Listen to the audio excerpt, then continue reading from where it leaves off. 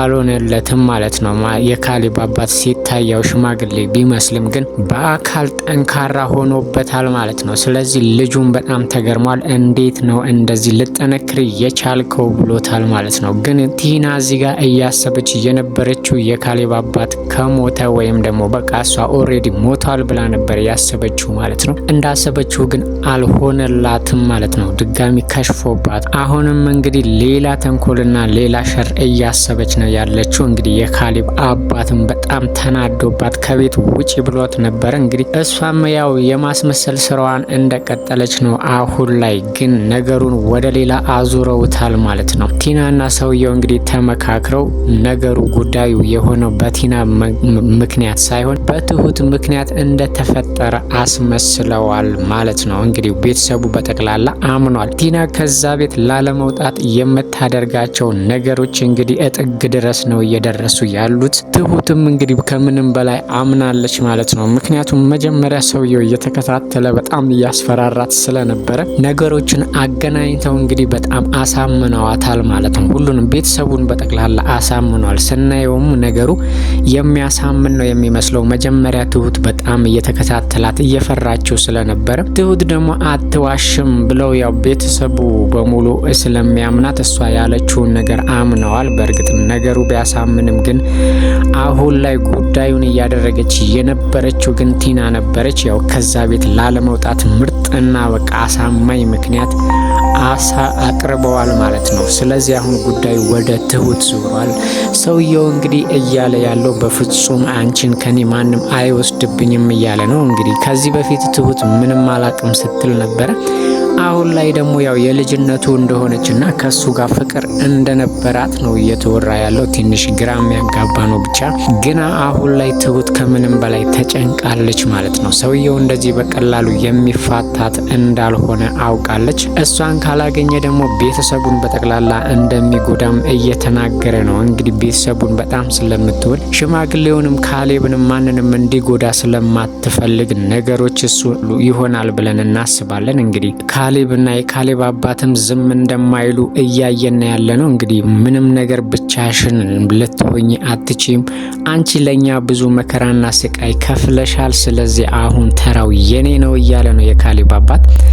ኃላፊነቱንም እንግዲህ ለካሌብ ሰጥቶታል። ትሁት ያንተ ኃላፊነት ነች፣ በእኔ በኩል ያንተ ኃላፊነት ነች ብሎታል ማለት ነው። በአባትህ በኩል የተሰጠች አደራ ነች። ስለዚህ ከችግሩ ልትጠብቃት ይገባል። ምክንያቱም እኔ ከጎረምሳ ጋር ታግዬ ላድናት አልችልም፣ አንተ ነህ እሷን ማዳን ያለብህ ብሎ ትልቅ ኃላፊነት ሰጥተውታል ማለት ነው። እንግዲህ ካሌብም ያው ለትሁት ጥሩ አስተሳሰብና መልካም አመለካከት ስላለው ከዚህ በፊት ለአባትየውም ብላ ብዙ መከራና ስቃይ ስላየችም ይሄንን ነገር ያደርግላታል። እንግዲህ ከተባበሩ ትሁትን ከችግር ሊያወጣት ይችላሉ ብለን እያሰብን ነው ያለ ነው ማለት ነው። ቲናና ሰውየው ግን አሁንም እቅዳቸውን በትክክል እያስኬዱ ነው ያሉት። እንግዲህ አሁን የካሌብ አባትን ልገለው ሞክሬን አልተሳካልኝም ማለት ሌላ ቀን አይሳካልኝም ማለት አይደለም ብሏታል። እንግዲህ ያው በሌላ ጊዜም እንደሚገለው እያወራ ነው ያለው ማለት ነው። አሁን ላይ ግን ቲና ከዛ ቤት ውስጥ ያለ መውጣት ምክንያት በቂ አሳማኝ ምክንያት ስላገኙ ከእንግዲህ ከዛ ቤት ውስጥ የምትወጣ አይመስለንም ማለት ነው። ትሁትም እንግዲህ ነገሩን ለማረጋጋትና ቤተሰቡን ከችግር ለማዳን ብላ ሰውየውንም አግኝታው እባክህን ተወኝ ብትለውም ሰውየው ግን የሚፈልገው ከሱ ጋር እንድትሆን ነው። የሚፈልገውም ወደ ሀገራቸው ተመልሰው ሄደው በፊት የነበረውን ፍቅር እንደ አዲስ ማስቀጠል ነው የሚፈልገው። እሷ ግን ይህንን ነገር አትፈልግም። አንቺ በሰላም ቤተሰቦቹ በሰላም እንዲኖሩ ከፈለግሽ ይህንን ብቻ ነው ማድረግ ያለብሽ እያላት ነው ያለችው።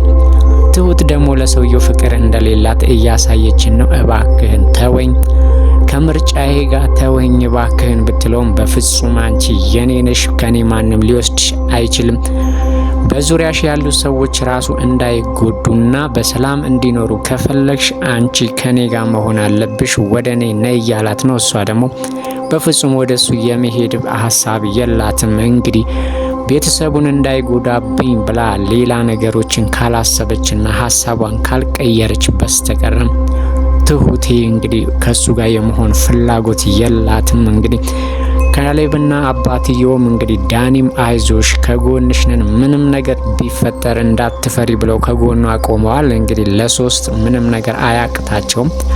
አሁን ነገሩ ሊከብድባቸው የሚችለው ቲና ነች። እንግዲህ የሚያደርጉትን ነገርና ያቀዱትን ነገር በሙሉ ለሰውየው እያስቀደመች ከነገረችው ምናልባት ነገሮች ትንሽ ሊከብድባቸው ይችላል ማለት ነው። ትሁት ቲናን ደግሞ አሁን ላይ በጣም እያመነቻት ነው። ተቀይራለች ብላ እያሰበች ነው ያለችው። ምክንያቱም ቲና ነገሮችን በጥንቃቄ ነው እያደረገች ያለችው። ትሁት በፊት ምንም ልታምናት አትችልም ነበር። አሁን ግን ከአንዴም 2-3 እያሳመነቻት ነው። አሁንም አሳምናታለች። ከቤት ሁሉ እንዳትሄድ እሷ ነበረች እየተማጸነች ያለችው። ችግሩ በእኔ ምክንያት ነው እንጂ በቲና ምክንያት አይደለም፣ ቲና ምንም አታውቅም ብላ እንግዲህ ወገቧን ይዛ እየተከራከረችላት ነው ያለችው ማለት ነው። ምክንያቱም ትሁትን አሳምናታለች። ከዚህ በፊት ከሌባ እንዳስጣለቻት አስመስላለች፣ ግን እንዳላስጣለቻት እሷ አልገባትም። አሁንም ግን ነገሮችን በሙሉ ቲና እንዳሰበችው እየሄደላት ነው ያለው። እንግዲህ የሽማግሌው መሞት ብቻ ባይሳካላትም ከዛ ቤት ያለ መውጣት እድሉን ድጋሚ አግኝታለች። ትሁትም እንግዲህ ከቲና ጎን ቆማለች። ስለዚህ ቤተሰቡም ደግሞ ትሁት የምትለውን ስለሚሰማ ቲና ላይ አሁን ያላቸው አቋም እንግዲህ እሷ አላደረገችም ወደሚለው ደርሷል ማለት ነው። ሌላው ዳኒ ነው። ዳኒና ቲና እንግዲህ በጣም ያው ተቃቅረዋል። ማለትም ዳኒ እስከ መጨረሻው ድረስ ከሷ ጋር ድሮም ፍቅር የለውም ለብር ብሎ ነበረ እንቅጭ አድርጎ፣ ዛሬ ደግሞ ይባስ ብሎ እኔ ላንቺ ምንም አይነት ፍቅር የለኝም ብሎ እንቅጩን ነግሯታል ማለት ነው። እሷ ግን ድጋሚ ፍቅራቸው እንዲታደስና አብረው እንዲሆኑ ትፈልጋለች። እሱ ግን ኤደንን መርጧል። ድሮ ምርጫው ነበረች። መቼም ቢሆንን ኤደንን ምርጫ ውስጥ አስገብቻት አላውቅም፣ የመጀመሪያም የመጨረሻዬም ነች፣ እኔ ላንቺ ፍቅር የለኝም ብሏታል። እንግዲህ ተቀየራበታለች ማለት ነው። እሱ ግን የምታረገውን ነገር ማወቅ ይፈልግ ነበር። ከእንግዲህ ምንም እንደማትነግረው በእርግጠኝነት አውቋል ማለት ነው። ግን አሁንም በፍጹም ሊያምናት አልቻለም። የሆነ ነገር ከጀርባዋ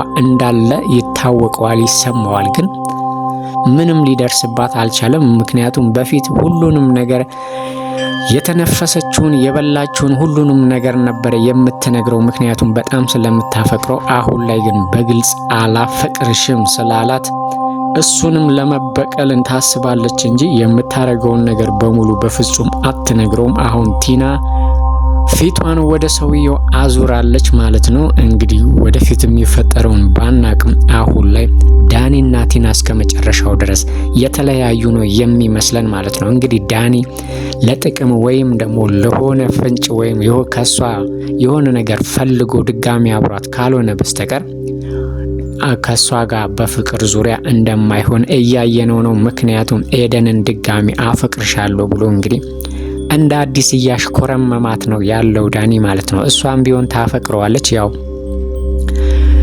ቢበድላትም ቢያስቀይማትም አንድ ፍቅሩ ውስጧ ስላለ መቼም ቢሆን በዳኒ መጨከን አልቻለችም ማለት ነው። እንግዲህ ያው እንደምታፈቅረውም እያየን ነው።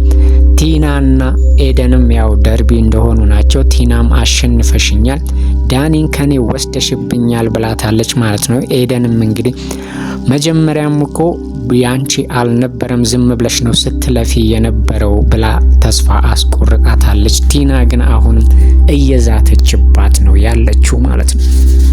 የቲና ተንኮል እንግዲህ ማለቂያና ማብቂያ ስለሌለው ዛሬም እንግዲህ ሻይ ውስጥ መርዝ ጨምራል ለማለት ተሰጠው እንደሆነ ባናውቅም አሁንም እንግዲህ የግድያ ሙከራዋን እያደረገች ነው ያለችው ማለት ነው። ከዚህ በፊት ከአንዴም 2-3 እንግዲህ ብዙ የግድያ ሙከራዎች አድርጋ አልተሳካላትም። አሁን ላይ ደግሞ ማንን ለመግደል እንዳሰበች በግልጽ ባናቅም ግን ቲና አሁን ላይ ሻይ ውስጥ መርዝ ጨምራ እያየናት ነበረ።